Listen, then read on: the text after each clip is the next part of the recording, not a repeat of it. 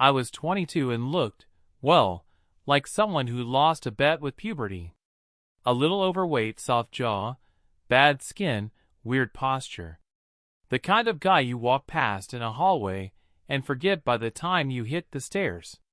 That night, I wasn't planning to meet anyone. Liam dragged me to the party, said I needed air and alcohol. It was one of those New York rooftop things, with fairy lights, overdressed people, and music you're supposed to pretend you like. I stuck close to the drink table, avoiding conversation. Then Liam nudged me and said, "Hey, I want you to meet someone." I turned, and there she was. Tall. Slender. The kind of beauty that walks into a room and makes everyone else look like background noise. She had this casual elegance, like she didn't even try. Her name was Elen. Liam introduced us, all smiles. "This is Chuck. Smartest guy I know." Elen looked me over like she'd just stepped in something. Smiled politely, but her eyes were somewhere else. The type of look that says, "I already forgot your name." We chatted a bit. "Okay," I chatted. She nodded, smiled when it was polite, then found a reason to step away. I wasn't surprised. I wasn't even hurt. She was clearly out of my league, and not just by a few yards. She was playing in another stadium. But something must have stuck, because 20 minutes later, I noticed her glancing at me again. Monica, her friend, walked up to her. They whispered, laughed. What I didn't know was this. Monica had just told her that I came from money. Not drive a nice car. Money. Serious money. My dad owned a private equity firm with offices across 5 states. I was the only son. The presumed heir. The chubby little golden ticket. And Elen? Suddenly, she was smiling wider. Suddenly, she was back in front of me. "Chuck, right?" she said, like we hadn't already spoken. "Sorry I ran off earlier. You seemed interesting. I wanted to hear more." I should have known something was off. But when you've been ignored your whole life, and a woman like that starts treating you like you matter, you don't ask questions. You just thank the stars. We ended up talking the rest of the night. She laughed at my stupid jokes, touched my arm when I spoke, asked me things like she actually wanted to know me. When I asked her out that night, she didn't hesitate. "I'd love to." That should have been the first red flag. Instead, I floated home. She was all I could think about. The way she tilted her head. The way her voice curved around certain words. The way she made me feel like I was someone worth looking at. I didn't know who Elen really was yet. But I was already gone. We got married exactly 1 year after that rooftop party. Looking back, it felt rushed. But at the time, I thought it was perfect. She said yes with that little nod of hers, calm, elegant, like she was accepting an award. And I felt like I'd won something rare. Something no one expected me to have. We didn't have some grand, flashy wedding. Just family, a few friends, and a lot of smiling I wasn't used to. Then we moved into a modest apartment on the Upper West Side. Not too big. Not too small. Just enough to feel like we were building something. I was working at my father's firm. Entry level, of course. Dad wasn't one to hand out titles. I wore suits that didn't fit and smiled at people I couldn't stand. My job? Mostly numbers and contracts and boardrooms that smelled like air conditioning and ego. I hated it. But I showed up. Every day. For her. Elen, on the other hand, was already looking at real estate listings we couldn't afford and talking about brands we didn't wear. She wasn't rude. Not exactly. Just impatient. She'd say things like, "You need to ask your dad for something bigger. You're not just anyone there." Or, "Why are we still living like this? You're supposed to take over someday, right?" I'd nod. I'd say I was working on it. But deep down, I knew I didn't want any of it. I wanted stories. Movies. Scripts. Cameras, lights, actors, that whole messy world of make-believe. Since I was a kid, I'd been writing little scenes in notebooks. I even took a screenwriting course in college. But those dreams felt like contraband in our house. My dad believed in two things: numbers and legacy. Movies weren't legacy. They were hobby trash. I still remember the night it all cracked. I came home from work, exhausted, and told Elen I wanted to quit. Not tomorrow. Not someday. Now. She blinked, put down her wine glass, and said, "You're joking." I wasn't. "I want to work in film," I told her. "I want to try." Her face twisted, like I'd farted in church. "You're walking away from a company worth billions to chase what? A dream? You think you're Spielberg now?" I tried to explain that I couldn't breathe in that office anymore, that every day felt like I was playing someone else's role. She didn't care. The next morning, she went behind my back, met with my father, told him everything. He called me into his office the next day. He wasn't even angry, just cold, tired. "You want to leave?" he said. "Fine. You'll get no help from me. Don't come crawling back when it fails." I didn't shout. I didn't cry. I just said, "Okay."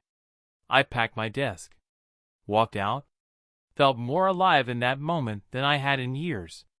When I told Elen, she stared at me like I'd burned the house down. "What the hell is wrong with you? I thought we loved each other," I said. She scoffed. "Yeah, well, love doesn't pay rent." I got a job 2 weeks later, production assistant at a mid-tier film studio in Brooklyn. Long hours, low pay, lots of coffee runs and folding chairs. But I loved it. For once, I was doing something that felt real. She didn't see it that way. Not then. My first job in film was at a place called Iron Eye Studios, tucked behind an old brick warehouse in Brooklyn. No one had heard of it.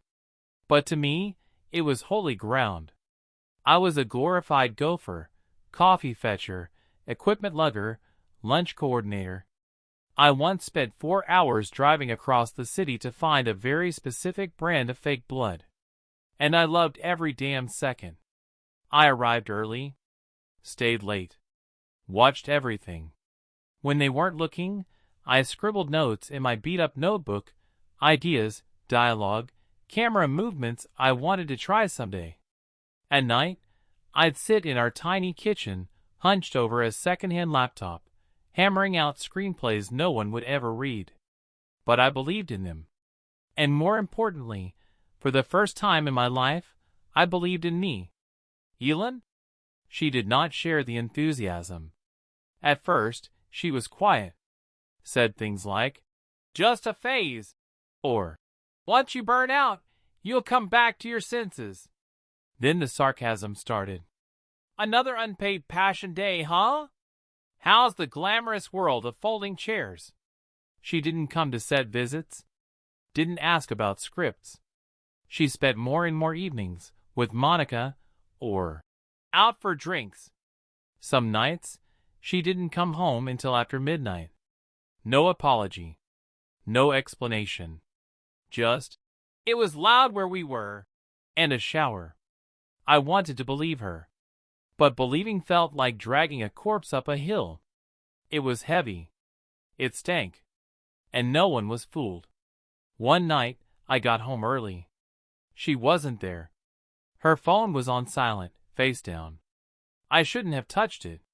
But I did. It was locked until I guessed the password. Her birthday. That stung. The texts weren't even hidden. A guy named Ty. Photos. Emojis. "Can't wait to see you again, face blowing kiss dot." I didn't yell. Didn't cry. I just sat down, stared at our wedding photo, and felt something snap. Not anger. Not even sadness. Just quiet. Like a light flickering off. The next day, I followed her. Not far. Just enough.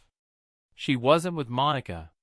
She was in a lounge in Midtown, laughing over cocktails with a guy in tight jeans and slick back hair.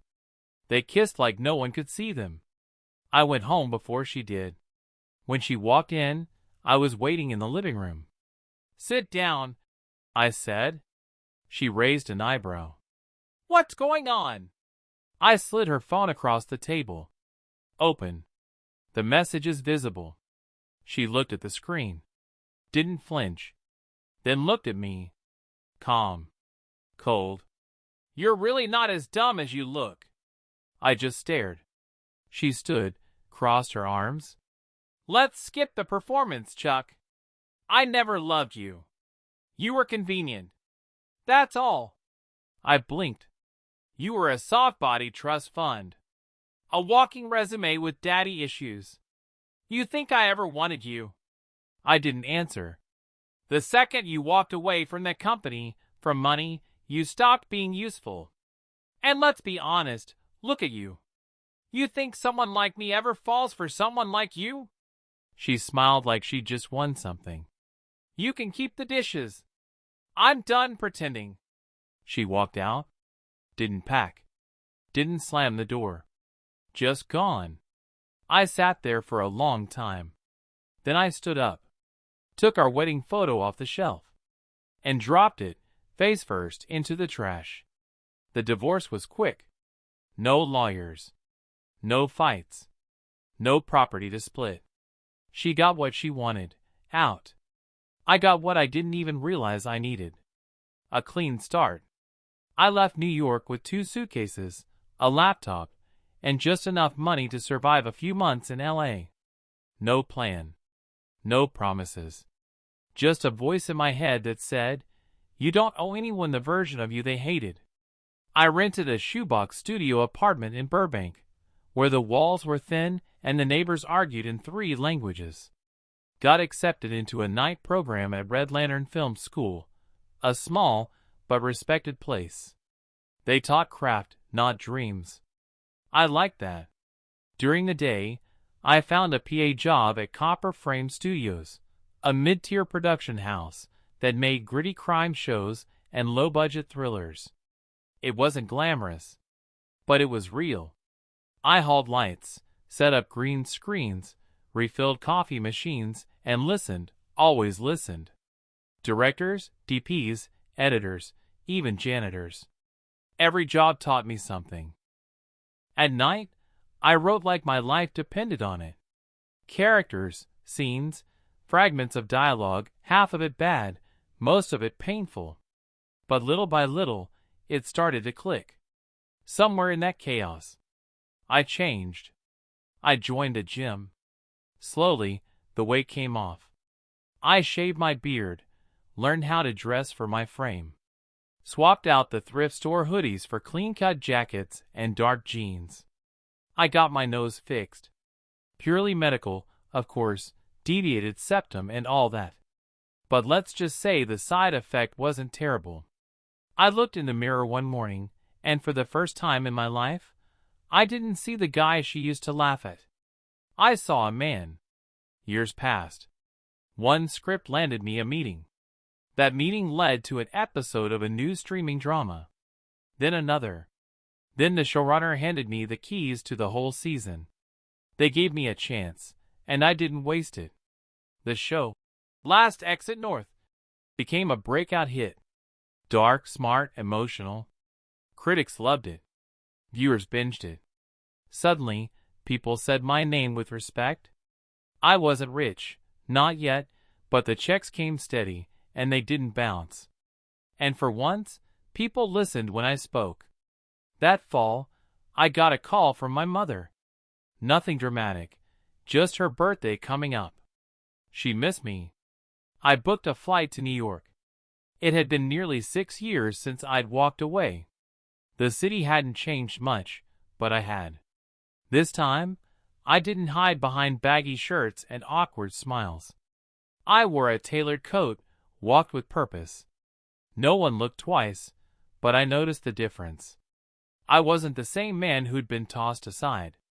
I wasn't the backup plan anymore. I was the headline. I didn't even plan on going to the party. One of the producers from a project I'd pitched insisted. "It's just a networking thing," he said. "Few industry people, nothing formal. Show your face. Shake a few hands." I figured, why not?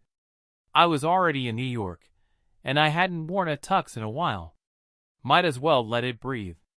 It was on the roof of some luxury hotel in Midtown. The kind of place where everyone pretends they don't care who's richer, while quietly ranking watches and shoes. I arrived fashionably late, sipped bourbon, laughed at half-funny jokes, and answered the same 5 questions over and over. "What projects are you working on? How's LA treating you? Wait, you're the one who rode last exit north, right?" It felt good. Not flashy. Just earned. I was in the middle of a conversation with a casting director when someone tapped my shoulder. "Charles," said a voice behind me. I turned around. And there she was. Elen. She hadn't aged a day. Still tall, sharp, elegant in that effortless way. Same icy blue eyes. Same perfect posture. Only now, she wore it all like armor, a little tighter, a little more practiced. Next to her stood a man I recognized, Victor Halloran. Big-name TV producer.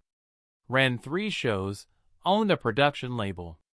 Older than her by 20 years at least. Balding. Round in the middle. Red cheeks that said, "Rich and comfortable." "Charles," he said, "this is my wife Elen." My heartbeat didn't spike. I didn't flinch. I just smiled and extended a hand. "Charmed. Charles Whitmore." She shook it. Polite, distant. No flicker of recognition. Not even a blink. "Lovely to meet you," she said, that same trained smile. I wanted to laugh. But I didn't. I just nodded like a gentleman and played my part. They stayed for a few minutes. Victor praised my show, said he'd heard great things. He talked too much, like a man who was always networking, even with his own wife in the room. Elen mostly stood beside him, occasionally nodding. Silent. Stunning. Soulless. Eventually they drifted to another group. I exhaled. She hadn't recognized me. Not the voice. Not the eyes.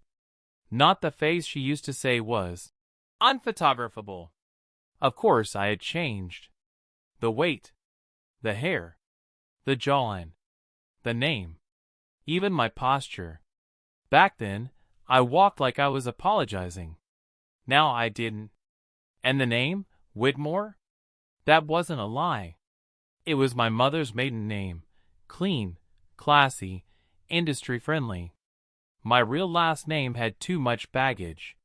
Too much history. I watched her from across the party. She laughed at someone's joke. Put her hand on Victor's shoulder. Sipped champagne like it was air. I thought I'd feel rage. Or sadness. Or something. But I didn't. I felt amused. Because now I was a stranger to her. And I could be anyone. That night, I walked back to my hotel with a smirk on my face and a strange thought in my head. I wonder how far she'd go for money, again. I texted Liam a time and a place. Didn't give details. Just, "You free tonight? 8 p.m. O'Malley's on 9th. He agreed in seconds. I showed up 15 minutes early and grabbed a seat at the far end of the bar. Dim lighting, music low, smells like old leather and fried onions. Same as it did 6 years ago. He came in right on time. I watched him scan the room, slightly older, heavier around the middle. A little more tired in the eyes, but still Liam. He glanced toward me, didn't recognize a thing, turned to the bartender and ordered a beer.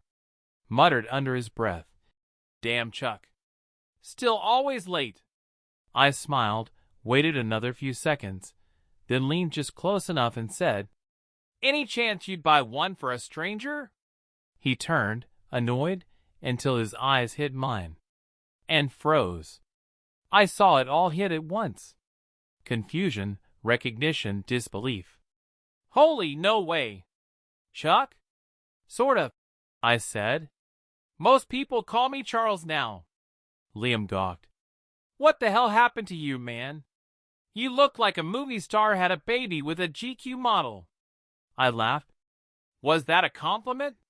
He shook his head and pulled me into a hug. We ordered drinks, found a booth, and started talking like no time had passed.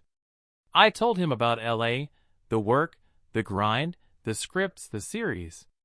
The broken nose turned straight. The new name. The new life. He listened, genuinely happy, then leaned in like he had a secret he couldn't wait to tell. I heard you're back for meetings and such, he said. Guess who Monica ran into last week? I already knew the answer. Elen. He raised an eyebrow. You saw her? At a party, I said. She didn't recognize me. His jaw dropped.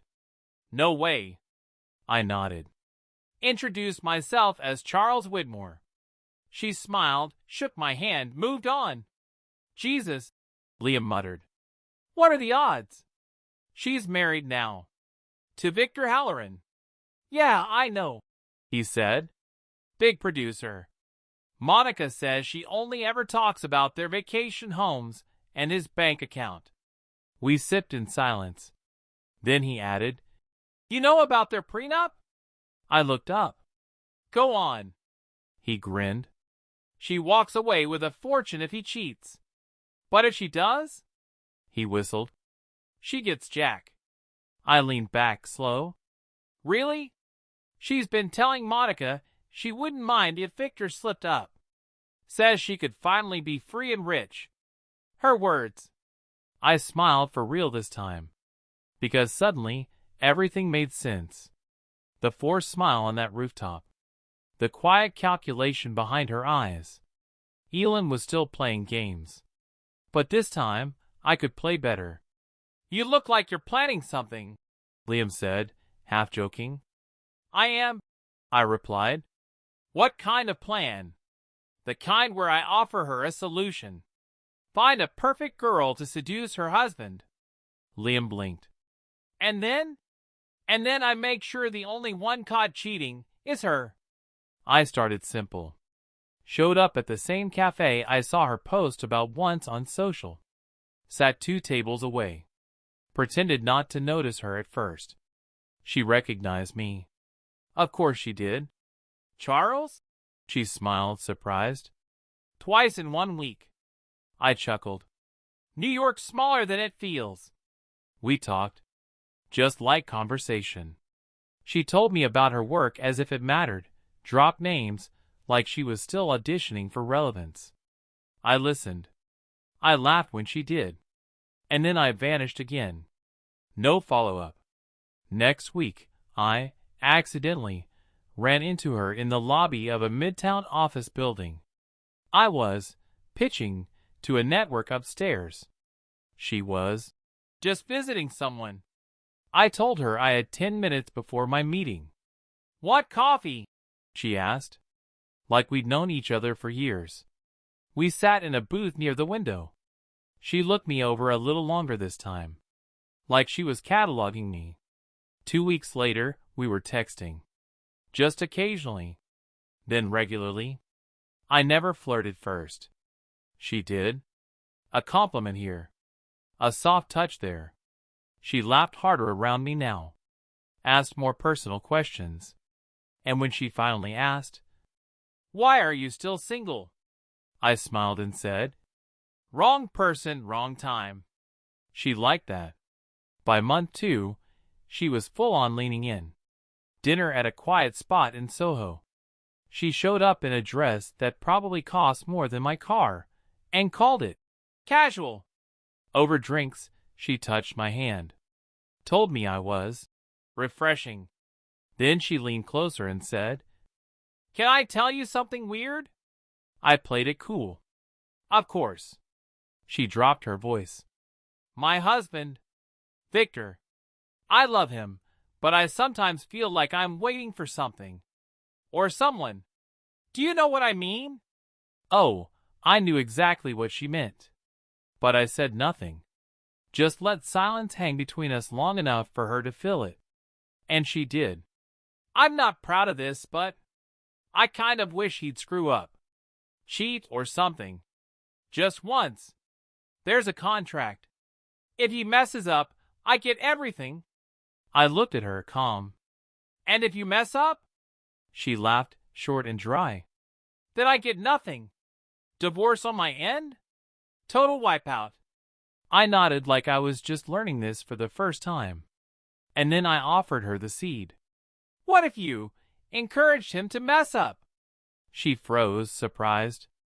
I mean, I said, if you had the right person, someone tempting, someone willing, it wouldn't be that hard to arrange. You get freedom, security, and no mess. She blinked. You're serious? As a heart attack.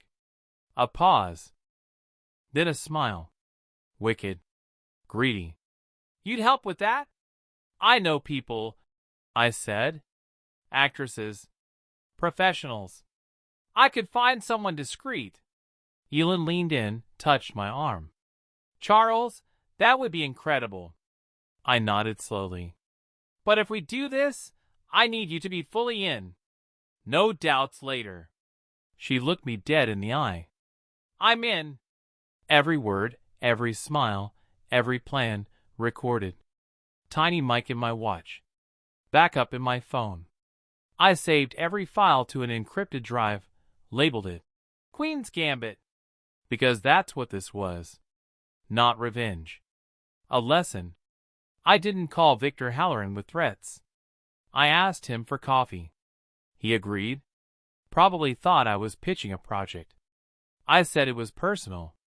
We met at a quiet private lounge he used for meetings, dim lighting, thick carpets, the kind of place where men signed seven-figure contracts and didn't take calls from home. He smiled when I walked in. Charles, didn't expect this. You okay? I nodded. Depends how honest you're ready to be today. He squinted, curious. That sounds dangerous. I sat, took out a flash drive, set it on the table like it was a loaded weapon. Your wife, I said. Elen. She's planning to screw you. Legally, financially, completely. He blinked. What? I leaned in.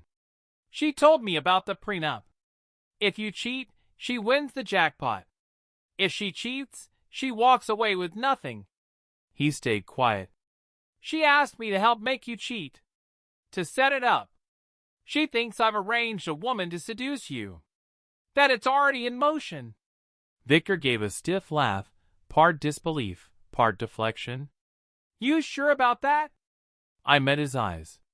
Let me tell you a story. About a guy named Chuck. Fat, awkward. Quiet. No edge, no style. Just a name and a nervous smile. I paused. He married Elen when they were young. He thought he'd won the lottery. She told him he was lucky to have her. Victor frowned, unsure where this was going.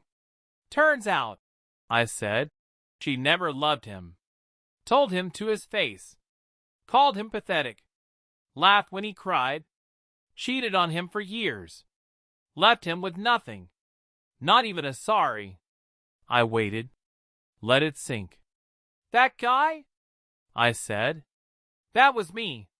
Before I became Charles Whitmore. Victor stared. I disappeared. Built a new life. Became the man she never believed I could be. And guess what? I leaned back. She didn't recognize me. When we met again, she looked through me like I was the waiter. That's how little I mattered to her. Victor exhaled slowly. You serious? I slid the flash drive across the table. Audio. Video. Her confessing the whole plan. Saying she hopes you cheat. Saying she wants out with your money. He didn't touch it right away. I'm telling you this because I don't want her to win. Not again. Not like this. He finally picked it up. What do you want from me? Help me finish the game. Let her think the trap worked. Let her believe you fell for the bait. And then, when she feels safe, I'll give her enough rope to hang herself. He stared down at the drive. She said she loved me, he muttered. She said the same to me, I replied. A long silence. Then he nodded. Once. All right. Let's bury her. The setup was easy. Our actress, a friend of mine from LA, flirted with Victor just enough at a gallery event. Got his number. Sent a few playful messages. Elen bought it instantly. Within days, she was grinning like a lottery winner. He's slipping, she told me. Your friend is amazing. I think he's close. She didn't know the actress was reporting back to us with every word. Didn't know the messages were scripted by me. Elen believed she was 2 days from being free and filthy rich. She texted me. We should celebrate. Hotel suite. Champagne. Just you and me. I booked a room. Set the hidden camera behind a wall mirror. Arranged for Victor to be in the hotel, just a few floors away. When she arrived, she looked radiant, confident, dangerous in that old familiar way. We drank wine. She kissed me like she'd waited years. I played along. Every moment, every touch, recorded. Afterward, she curled up beside me and whispered, This is it. He took the bait. I'm almost free. I smiled, brushing her hair back gently. Almost, I said. She had no idea she'd just burned the last bridge she had. For the next few days, Victor played the role perfectly. He started coming home late. Long calls with investors, unexpected meetings, fire to put out at the studio. Always something urgent. Always vague. Elen didn't question it at first. She was too giddy, too busy dreaming of yachts and villa shopping. But then came the night he didn't come home at all. She called. No answer. Texted. After 4 a.m., he finally replied. Sorry. Last-minute Tokyo call. Stayed at the office. Love you. She didn't sleep after that. She was sure it happened. Certain that he had finally crossed the line. She was already calculating what her cut would be. That afternoon, I called her. Hey, I said, casual. He did it. She gasped. What? That night he didn't come home? He was with her. Our friend. She got it on camera. Photo and video. Silence on the line. Then an explosion of breath. Oh my God. Oh my God, Charles. It's real? As real as it gets? She was practically laughing. I knew it. I knew it. I told you, didn't I? You did, I said. You called it. I need to see it. Can we meet? Already booked us a suite, I told her. Downtown. 8 p.m. Bring champagne. I'll be there, she said, almost breathless. She showed up glowing. Hair down. Red dress. Confidence in every step. I can't believe it, she said, hugging me. This is the start of everything. Almost, I smiled. One last piece. I handed her the envelope. She opened it like it was a birthday gift. And then her face fell. No Victor. No mistress. Just her. And me. Half naked. Tangled. Time-stamped. Perfectly lit. She stared at it like it was written in a language she couldn't understand. Her hands started to shake. Lips parted. No sound came out.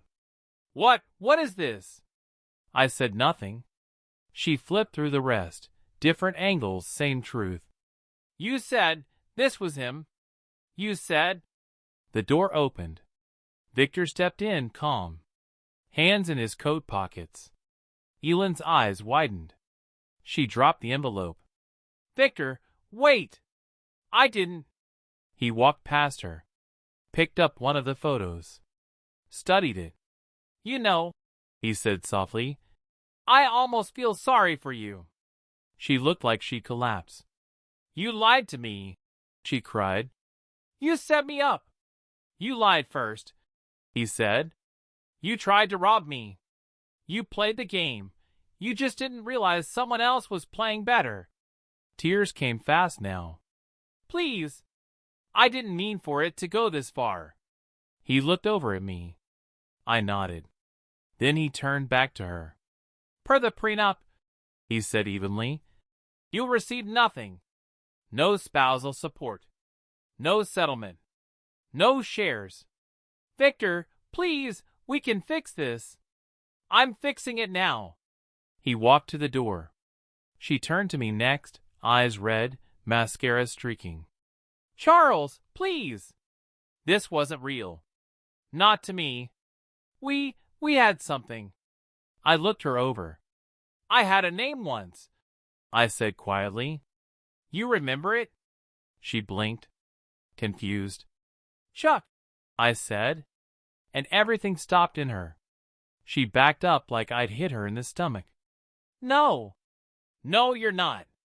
I stepped forward. The fat guy. The loser. The one you humiliated. Called worthless. Unlovable. Her mouth moved but no words came out. You were right, Elen, I said.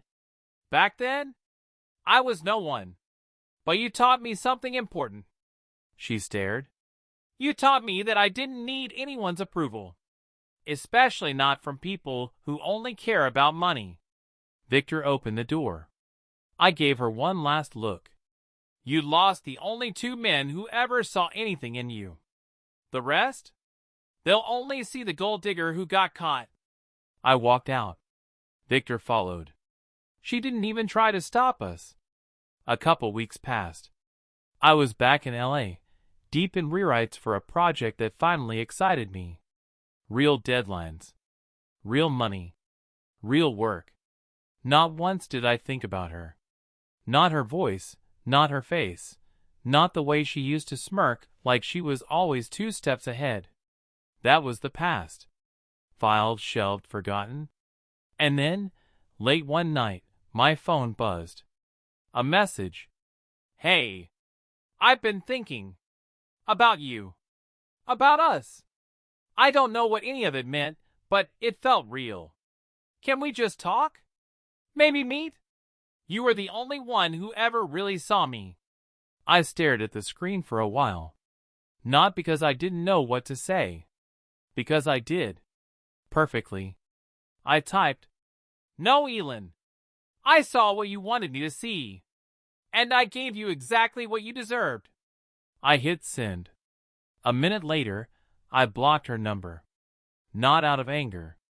Just because it was done.